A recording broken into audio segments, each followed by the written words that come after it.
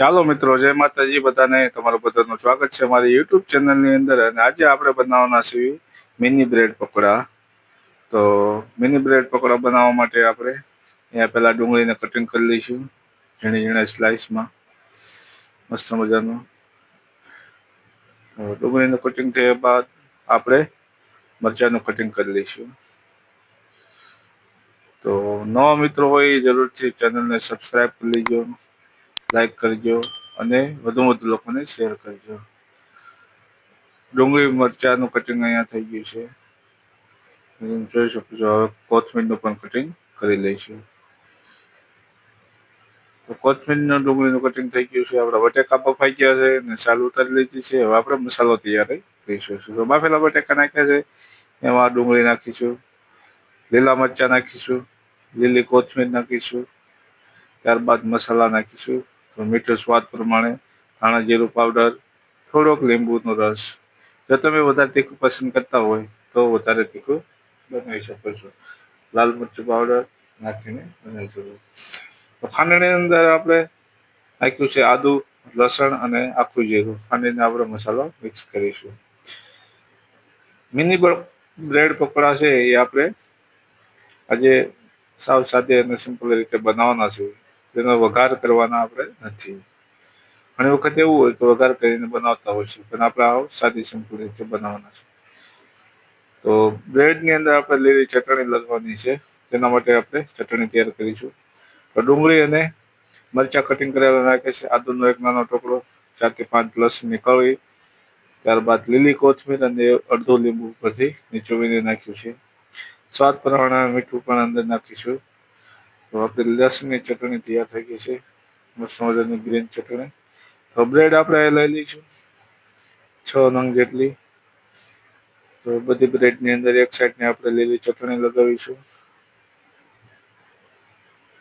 એક બાદ એક બધી ચટણી લગાવી દઈશું. ત્યારબાદ બીજી બ્રેડ ઉપર આપણે ટમેટો સોસ અથવા રેડ ચીલી સોસ કે ગમે તે હોય તીખી ચટણી, ગોળી ચટણી, તમને જેવો સ્વાદ પસંદ હોય તે ચટણી લગાવી. બટર હોય તો બટર પણ લગાવી શકો છો. ત્યારબાદ આપણે મસાલો તૈયાર કર્યો છે તે લગાવીશું. મસ્ત મજાનો ચૂંદો તૈયાર થઈ ગયો છે, સ્વાદ પણ મસ્ત છે. તો તે લગાવીશું. આપણે મિની બ્રેડ પકોડા બનાવવાના છે, જે ખાવામાં ખૂબ જ ટેસ્ટી અને મજેદાર હોય છે. તો પકોડા જ હોય છે અને થોડીક રેસીપી અલગ છે, કટિંગ અલગ છે, એની સાઈઝ અલગ છે, એટલે મિની બ્રેડ પકોડા કહેવાય છે. તો એક બાદ ઉપર બીજી બ્રેડ રાખી દઈશું અને આપણે એને કટિંગ કરીશું. તો કટિંગ એવી રીતે કરવાનું કે એક બ્રેડના 4 ભાગ થઈ જાય છે. મિની બ્રેડ પકોડા મસ્ત મજાના તમે જોઈ શકો છો, કટિંગ થઈ ગયું છે, શેપ પણ મસ્ત લાગે છે. તો બધી બ્રેડનું કટિંગ થઈ ગયું છે. આપણે બાઉલમાં કાઢી લઈશું. એક બાજુ ગ્રીન ચટણી અને એક બાજુ લાલ ચટણી લગાવી છે, તો એનો આકાર પણ શેપ પણ મસ્ત લાગે છે. તો ચાલો આપણે હવે લોટ બનાવીશું. તો ચણાનો લોટ અહીંયા લીધો છે 1 વાટકી જેટલો. તો તમારે વધારે બ્રેડ પકોડા બનાવવા હોય તો વધારે લઈશું. તેમાં સ્વાદ પ્રમાણે મીઠું, લીલા ધાણા અને ખાવાના સોડા નાખીશું.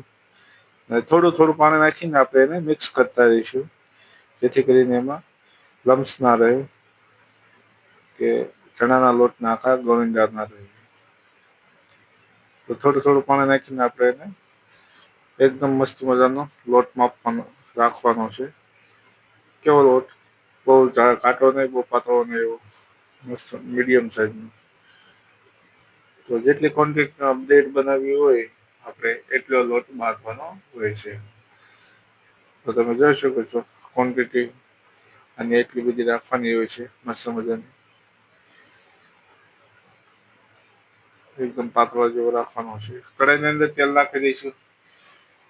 તેલ ગરમ થાય એટલે આપણે એને પકોડા તળવાના તૈયાર કરીશું. તો મિની પકોડાને ચણાના લોટની અંદર બોળીને આપણે તળીશું. એક બાજુ તળા જાય એટલે આપણે એને ફેરવીને બીજી સાઈડ પર તળીશું. તો રેડી છે મસ્ત મજાના પકોડા, તમે જોઈ શકો છો. તો તમને રેસીપી કેવી લાગે છે જરૂરથી જણાવજો. કોમેન્ટમાં જણાવજો. વિડીયોને ગમે તો લાઈક કરજો, શેર કરજો. તો મસ્ત મજાના પકોડા આપણે તળાઈ ગયા છે. મિની બ્રેડ પકોડા, તેને આપણે અલગ બાઉલમાં કાઢી લઈશું.